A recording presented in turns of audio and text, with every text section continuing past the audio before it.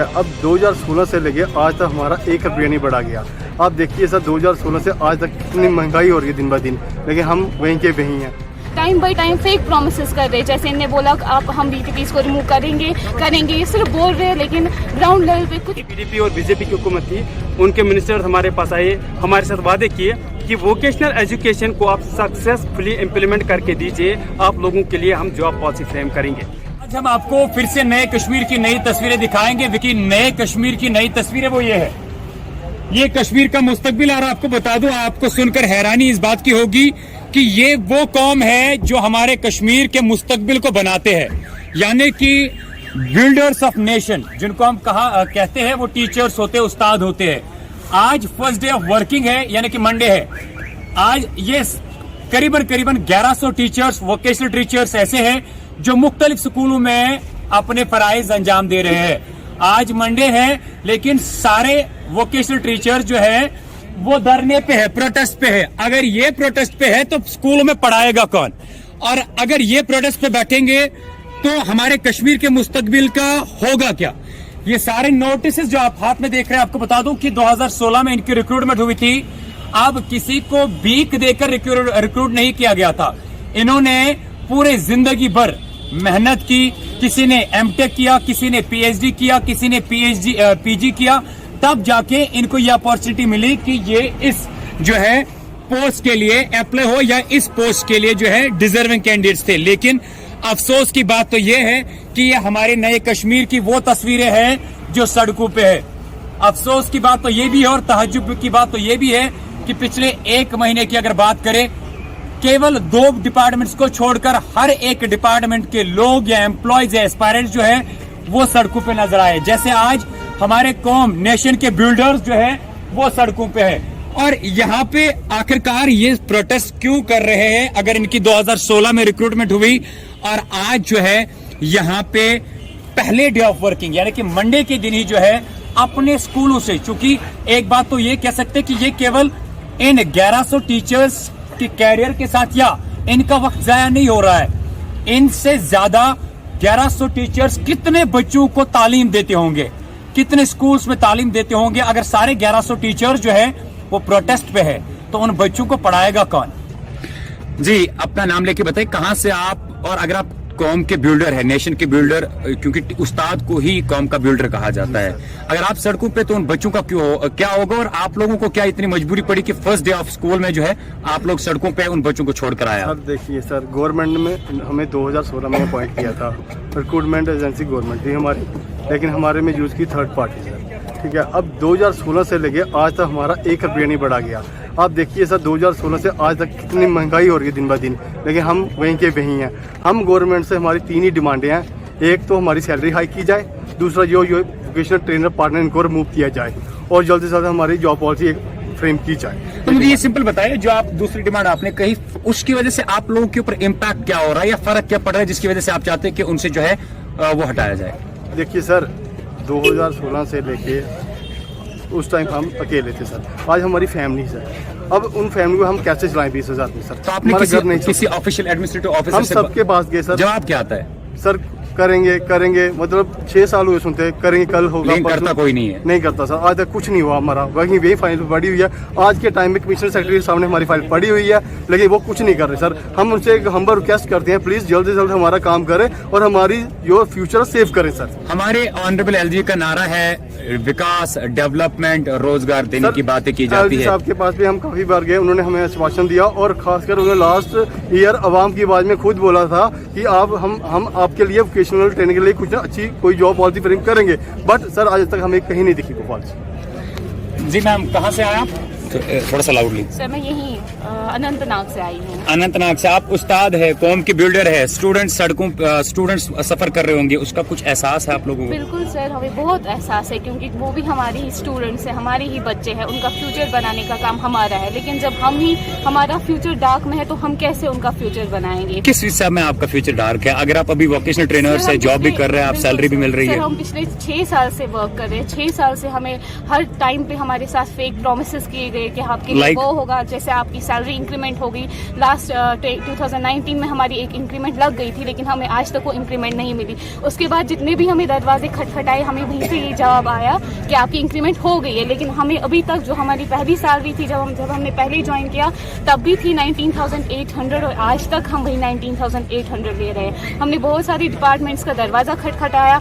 पिछले दिसंबर से हम प्रोटेस्ट पे यहाँ पे हम लगातार यहाँ पे प्रोटेस्ट कर रहे हैं। प्लस हमने उसके साथ साथ सब एडमिनिस्ट्रेशन डिपार्टमेंट गए, हम सबसे हमें पॉजिटिव रिस्पांस मिला। पिछले वीक हम गए LG सर के पास, उनने भी हमें बहुत अच्छा रिस्पांस दिया वहाँ से।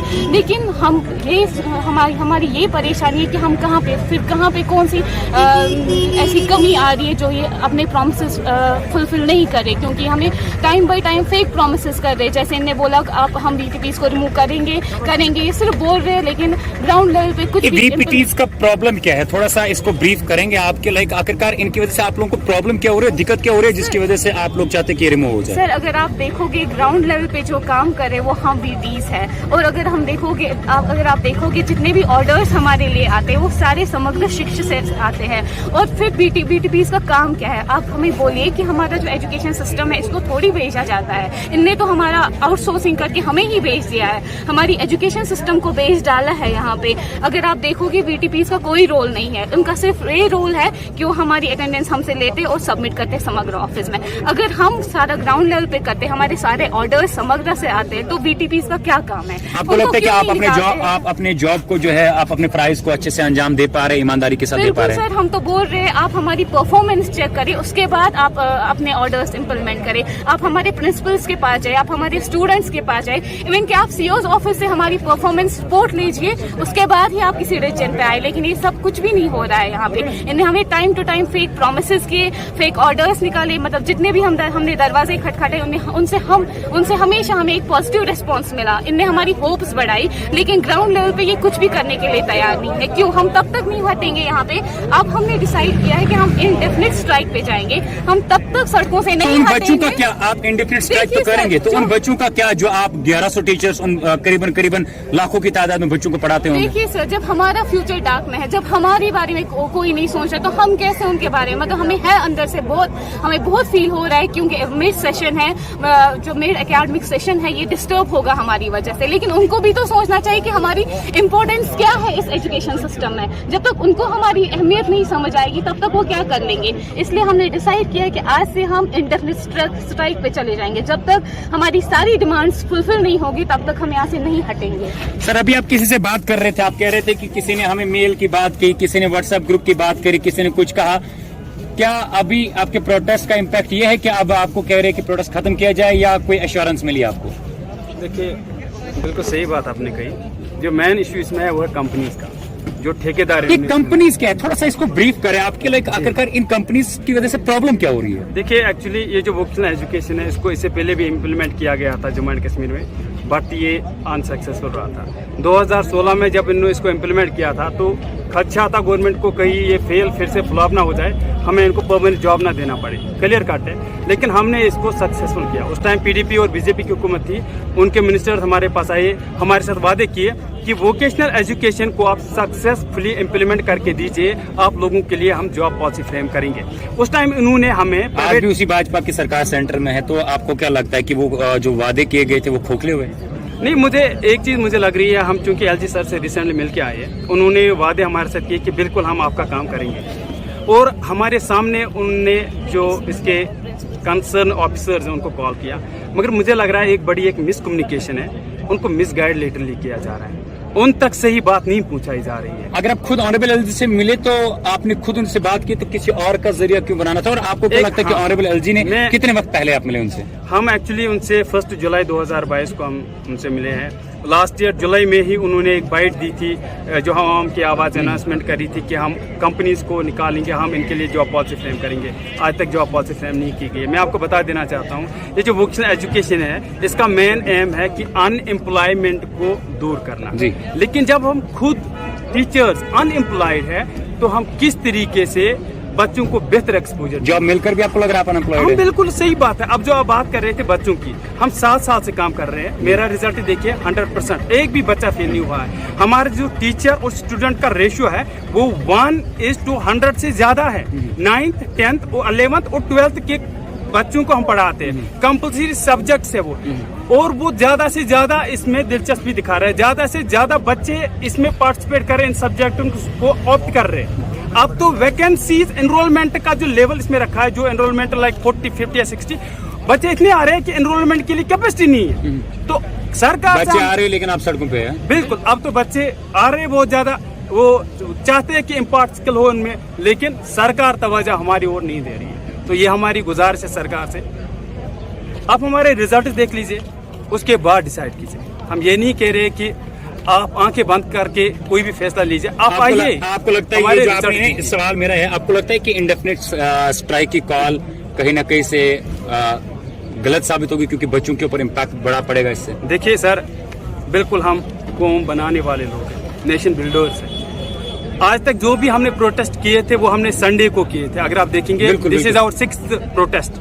हमने सिर्फ संडेज को प्रोटेस्ट किए, और साथ ही साथ हम हर एक ऑफिशियल से मिले, इवन एलजी से भी, ये सोच के कि हमारी जो बात है वो पूरी, जो हमारी डिमांड्स है उनको फुलफिल किया जाएगा, मगर वो हुआ नहीं। अब हम आज रोड पे आए पहली बार वर्किंग डे पे, तो इसका इम्पैक्ट वो क्लियर कर दिख रहा है। हमारे कोऑर्डिनेटर्स, प्रिंसिपल, सीईओ वो कॉल कर रहे हैं कि आप प्लीज स्कूल ज्वाइन कीजिए, मगर हमने अभी स्कूल ज्वाइन नहीं किया। हाँ, बिल्कुल सही बात, हमारे बच्चे सफर हो रहे हैं, तो हम इसमें अभी आपको कौन क्लियर करना बताया, अभी आपको कौन कुछ एश्योरेंस दे रहे थे जब आप उनको जो है कुछ इन सारे वोकेशनल टीचर्स को बता रहे थे कि हमें किसी का कॉल आया, मैसेज आया, क्या था वो थोड़ा सा हाँ, वो एक्चुअली कंपनीज के ही लोग हैं जिनका कोई काम ही नहीं है। अच्छा, वो आपको कॉल कर रहे हैं? बिल्कुल। और आप देख लीजिए कि आप प्लीज, जैसे आप हमारे पास आए, हम आपसे रिक्वेस्ट कर रहे हैं, आप उन कंपनीज के पास प्लीज आइए, और पहले तो आप ये देखिए कि वो कंपनीज है कहाँ।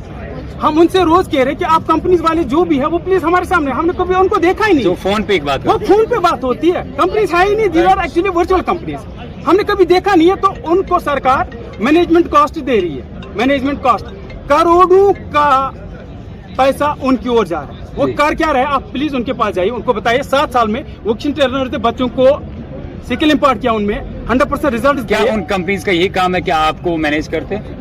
क्या कौन सा मैनेज करते हैं? कुछ नहीं करते वो, हमारा क्या मैनेज करते हैं? हमें बस यही धमकियां देते, रोड पे मत आइए, क्योंकि उनका जो कमीशन है बंद हो जाएगा हमारी वजह से। हम सरकार से कहना चाहते हैं, एक बार जैसे आपने 2018 में उनको निकाला था कंपनीज को, हमने सारा खुद किया, ठीक है। जो ऑर्डर वगैरह आते हैं वो डायरेक्ट सरकार। अगर 18 में उनको निकाला गया था, वापस क्यों ले गए?